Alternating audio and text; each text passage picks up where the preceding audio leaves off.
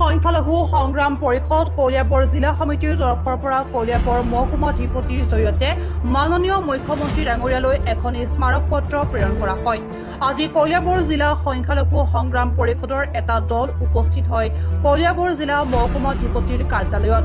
কলিয়াবৰ জিলা সংখ্যালঘু সংগ্ৰাম পৰিষদৰ সভাপতি মঞ্জিৰুল ইছলাম, পাতিয়াখালী আঞ্চলিক সভাপতি সম্পাদকৰ লগতে কেইজনমান ব্যক্তিৰ উপস্থিতিত অসমৰ মুখ্যমন্ত্ৰী ডক্টৰ হিমন্ত বিশ্ব শৰ্মা ডাঙৰীয়ালৈ কলিয়াবৰ মহকুমাধিপতিৰ জৰিয়তে এখনি দাবী বিশিষ্ট স্মাৰক পত্ৰ প্ৰেৰণ কৰা হয়। মুছলিম বিবাহ আৰু বিবাহ বিচ্ছেদৰ পঞ্জীয়নৰ ক্ষেত্ৰত কাজী ব্যৱস্থা পুনৰ প্ৰণয়ন কৰা সন্দৰ্ভত স্মাৰক পত্ৰখন প্ৰেৰণ কৰা হয়। সমগ্ৰ অসমৰ লগতে আজি কলিয়াবৰ জিলা সংখ্যালঘু সংগ্ৰাম পৰিষদেও আমি মহকুমাধিপতিৰ জৰিয়তে মুখ্যমন্ত্ৰীলৈ স্মাৰক পত্ৰ প্ৰেৰণ কৰিছোঁ আৰু যে মুছলিম বিবাহ ও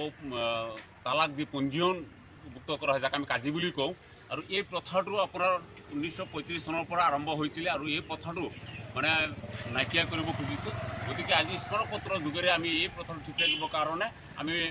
মুখ্যমন্ত্ৰী মহোদয়লৈ মহকুমাধিপতিৰ জৰিয়তে আমি স্মাৰক পত্ৰ প্ৰেৰণ কৰিছোঁ। কাৰণ আজি চাওক, এই প্ৰথাটো উঠাই দিলে, কাজিৰ ব্যৱস্থাপনাটো যদি উঠাই দিয়ে, তেতিয়াহ'লে আমি কোৰ্টলৈকে দৌৰিব লাগিব বা বিভিন্ন ধৰণৰ সমস্যা আমাৰ দেখা দিয়ে আৰু যিখিনি আমাৰ সাধাৰণ গাঁৱলীয়া সংখ্যালঘু মানুহে এইখিনি অসুবিধা পায় আৰু যাতে এইখিনি যাতে নহয়, মুখ্যমন্ত্ৰী মহোদয়ে যাতে এই আগৰ দৰে যাতে এই আপোনাৰ বিবাহ পঞ্জীয়ন